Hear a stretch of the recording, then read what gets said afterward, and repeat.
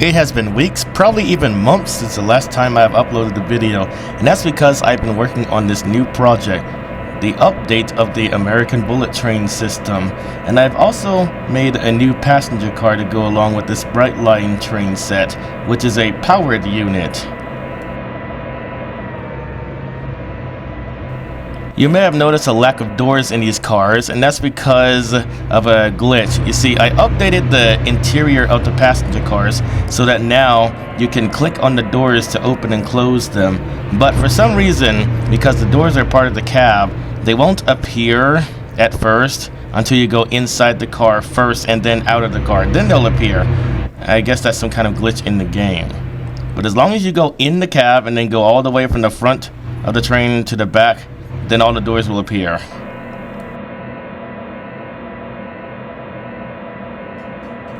I've completely updated the cab of this locomotive. I removed the sanding lever because that lever wasn't scripted.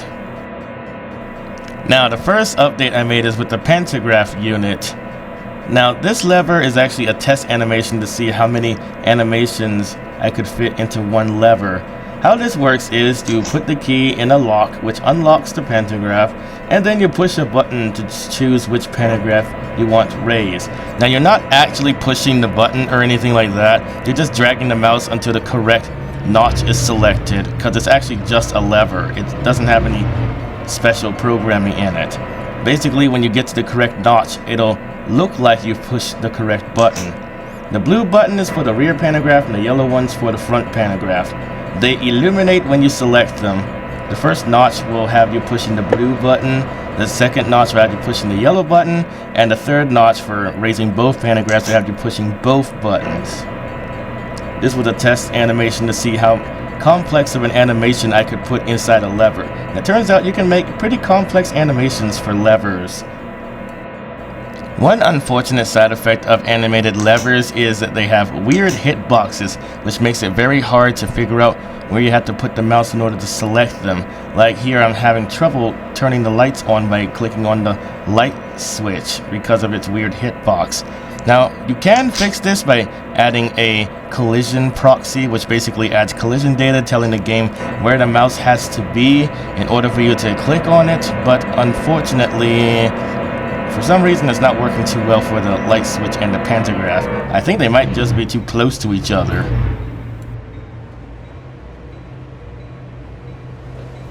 The rear unit is a non-powered cab car, so it doesn't have an engine sound. I was thinking of giving it a silent engine sound, but every silent engine sound I've downloaded from this game has a loud audio popping sound that appears whenever it's placed on the ground or whenever it goes through the notches, so I decided to just not give it an engine sound at all. I hope they don't add a glitch where you need to have an engine sound selected.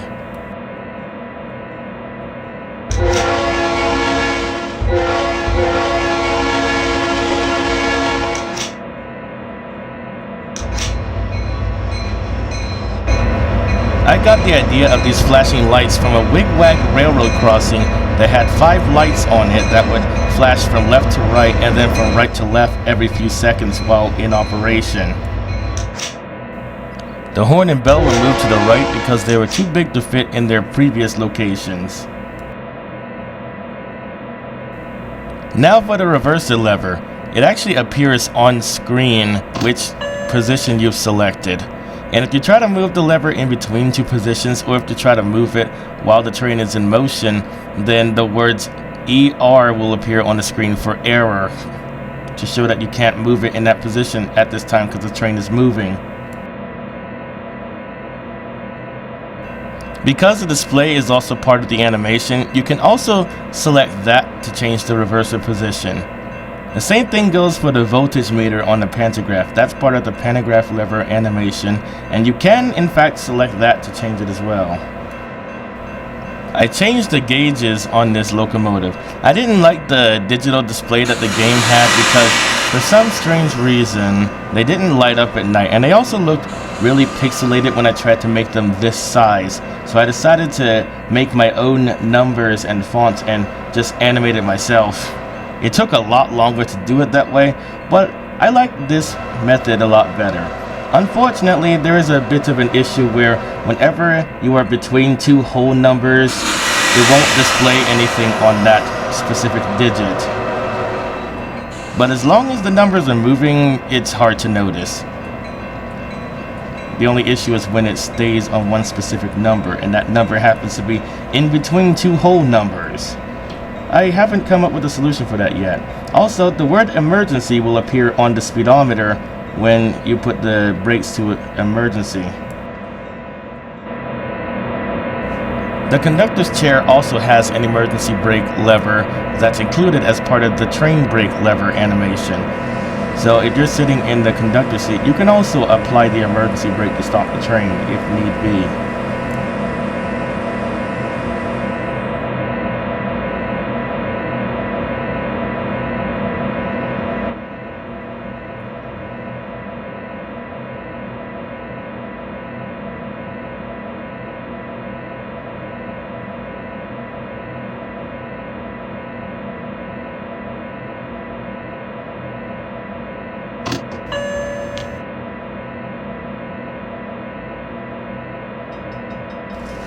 The train has a locomotive brake. This is to solve the issue with the Acela Express, where if one train car stops working, the entire train has to be taken out of service for repairs. This locomotive is not permanently coupled to the train. It uses standard knuckle couplers, so if one car stops working, you can just take that car out of the consist and swap it for a different one.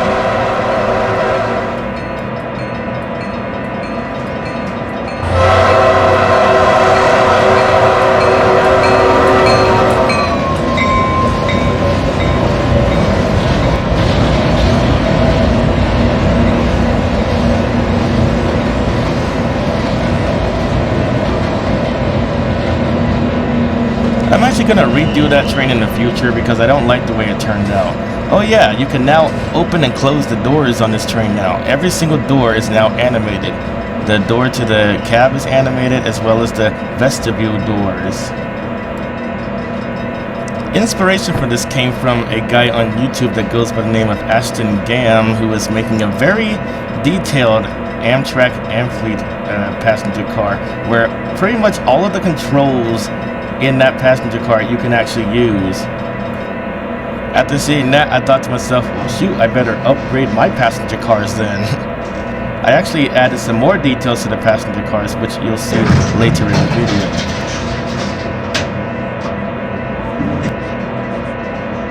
This is the Florida Keys line, southbound, to Dwight Ortiga's Lighthouse, via Key West, Miami Beach, and Jacksonville Beach.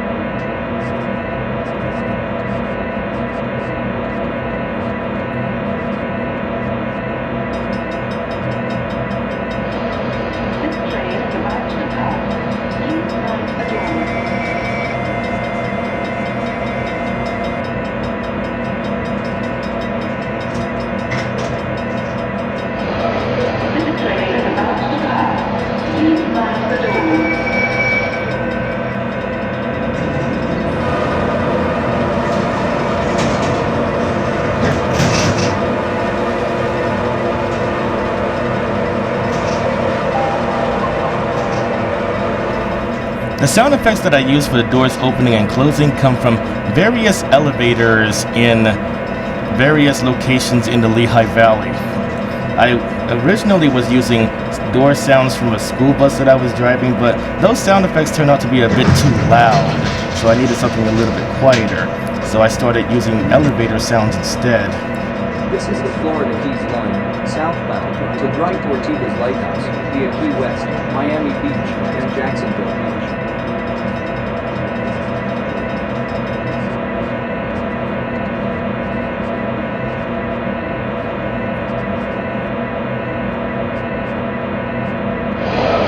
This train is about to depart. Please mind the doors.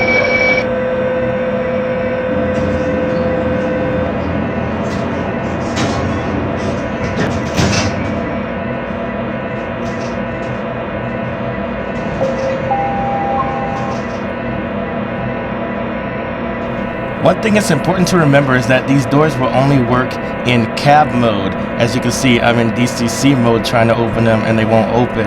And I actually forgot that I was in DCC mode at this time, so I thought that there was something wrong with the animations. But it turns out it has to be in cab mode for these doors to open. What's really cool about these doors is that if you open them, the game will remember that they're open, and if you leave the train and look at the doors from the outside, you'll see that they're still open. You can also see that the doors are open if you're looking from the inside of an adjacent passenger car. So again, that's me trying to open the doors, but forgetting that I'm in cab mode, I'm in DCC mode, and it's not working.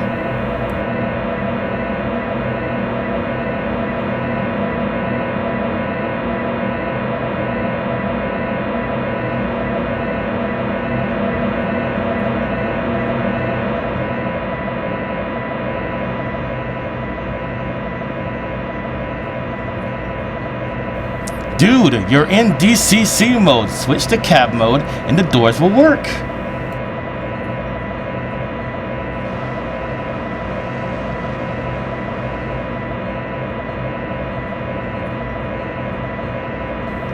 In my defense, it was like 11 o'clock at night when I made this video. I wanted to record the video earlier, but I was stuck waiting for the game to do a 3-hour database repair.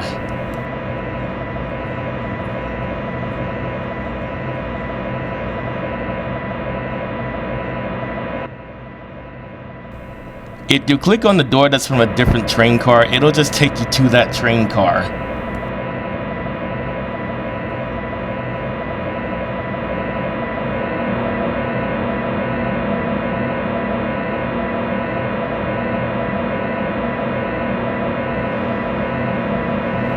Now at this point, I'm like, I just opened this door, so why can't I close it? And that was when I realized that I was in DCC mode instead of cab mode, and that was why the doors hadn't been working up until this point.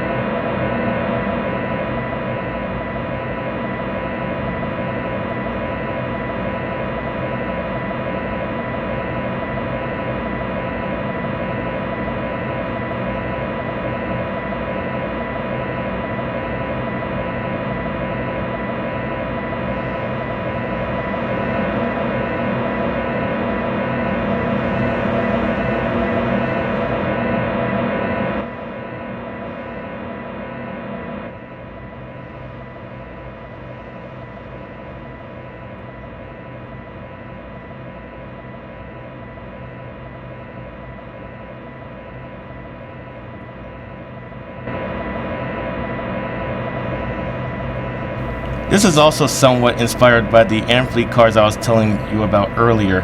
This is a small control panel that the conductor can use to access the basic controls of the train. You can also switch the train to forward or reverse and even use the throttle from back here.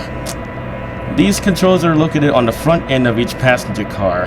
Now, when I was making this video, I couldn't get these controls to work for the cars that didn't have a engine spec, but I managed to fix that before finishing this video. So in the end of this video, you'll actually see that working.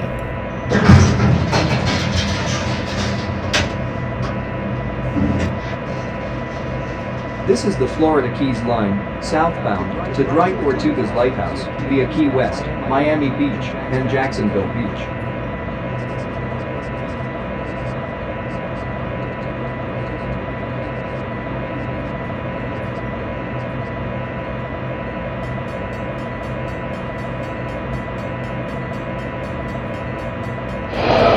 This train is about to depart. Please mind the doors.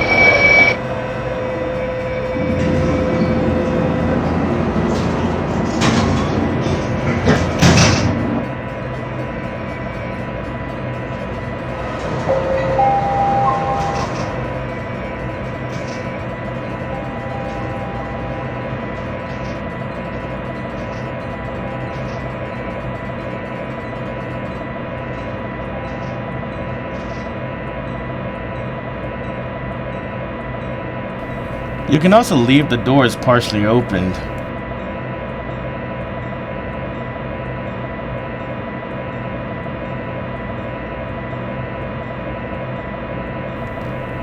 Up here you can see that there's a LCD display that shows the current destination of this train.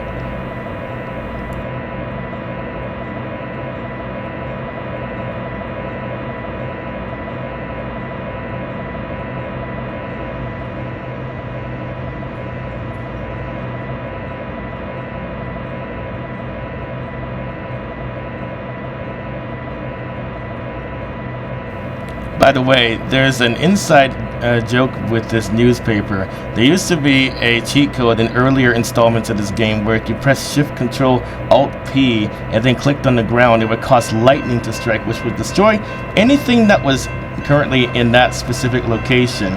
So in this universe, if someone discovered that cheat code, it would actually be quite dangerous.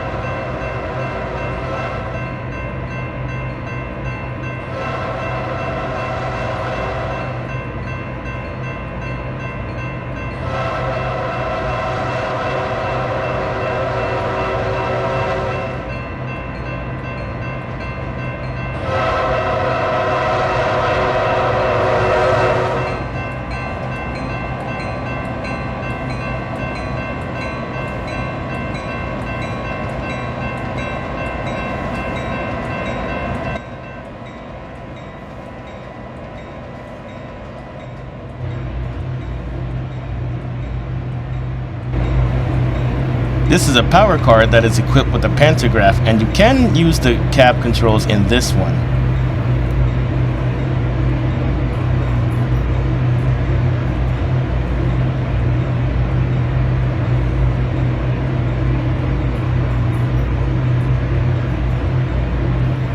That wheel you see on the bottom is an independent brake. Unfortunately, it sets the brake on every single train car, so it's technically not that independent.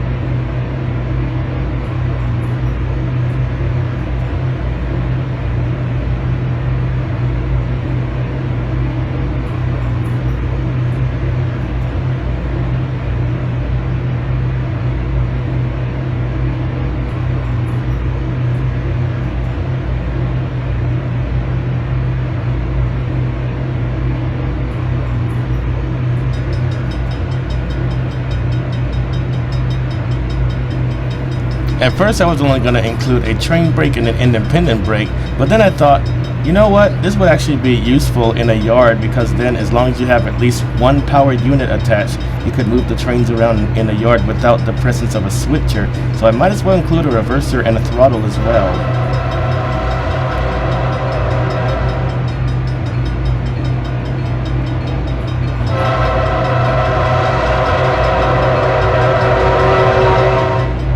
Sadly, the horn doesn't work, and I still don't know why.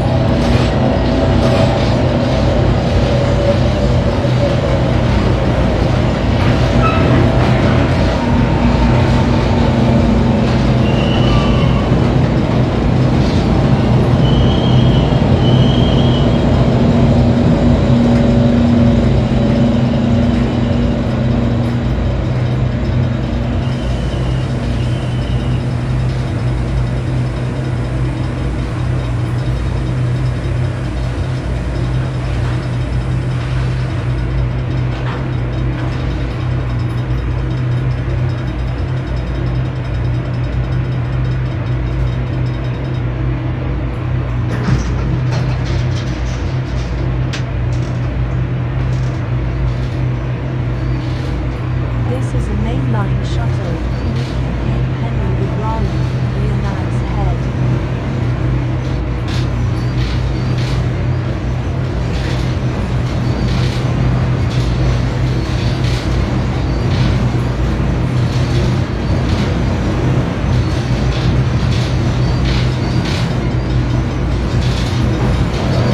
This train is about to depart.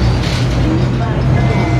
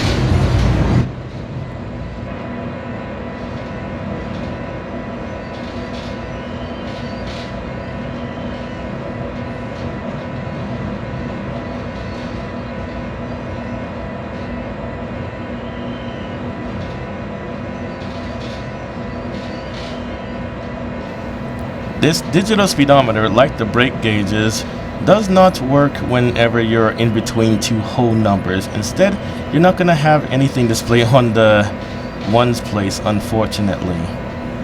That is an apparent limitation with this system. This speedometer is animated up to 300 miles per hour, even though the train does not go that fast. And above the speedometer, you can see that there's a throttle position system that lets you know where the throttle is located.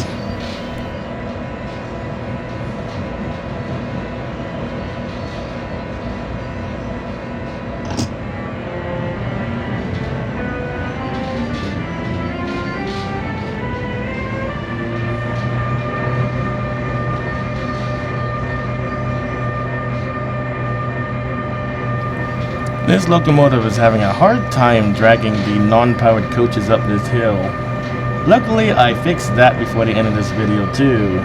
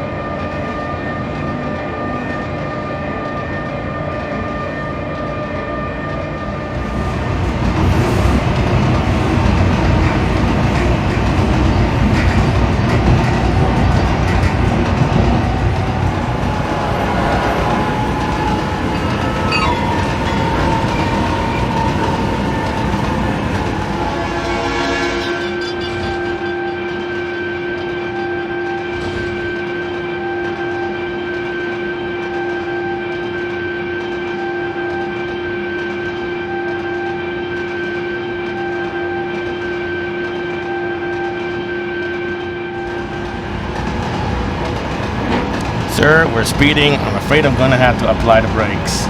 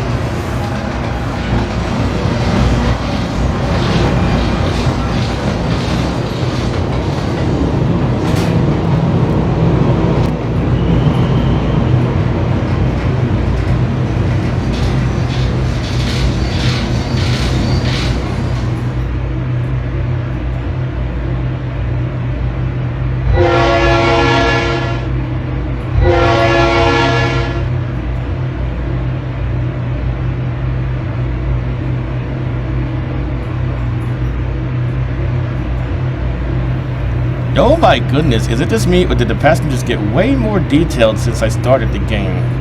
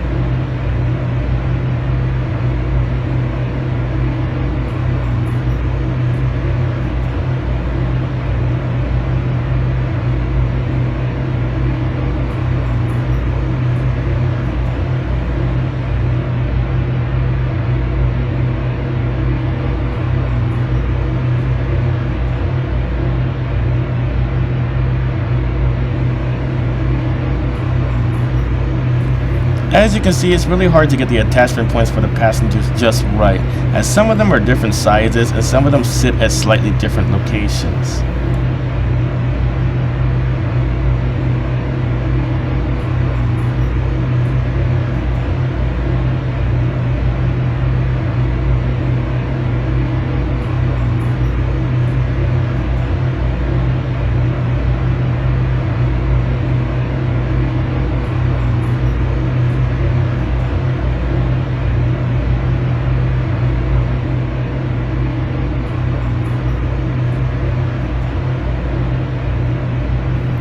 Wow, this is literally the first black passenger I have seen in this entire game since the first installment.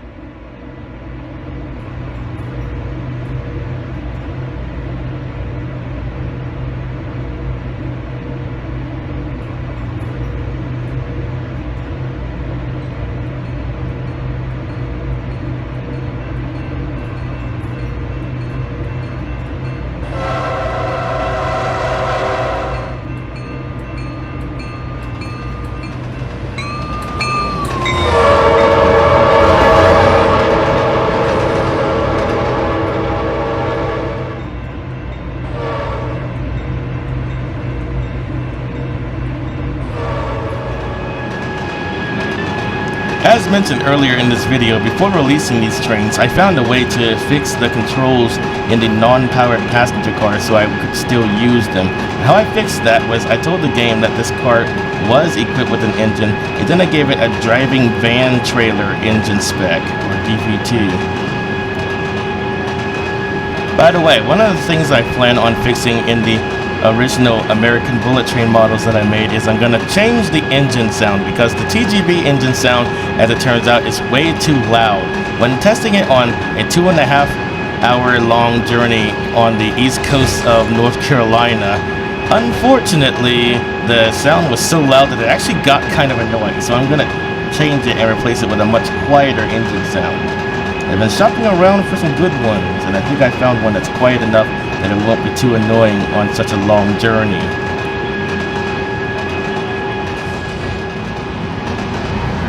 By the way, the catenary lines are 22.5 feet above the track. That is so that freight trains can fit underneath it if need be. However, if you want to run a freight train on our line, there are strict specifications that have to be met. Your locomotive has to be able to run at least 80 miles per hour between two stops to avoid slowing down the line. We also recommend that you use electric locomotives to run with freight trains, not battery electric, because we are vehemently against those, as well as diesel power. We're trying to get both of those phased out and replaced with electricity.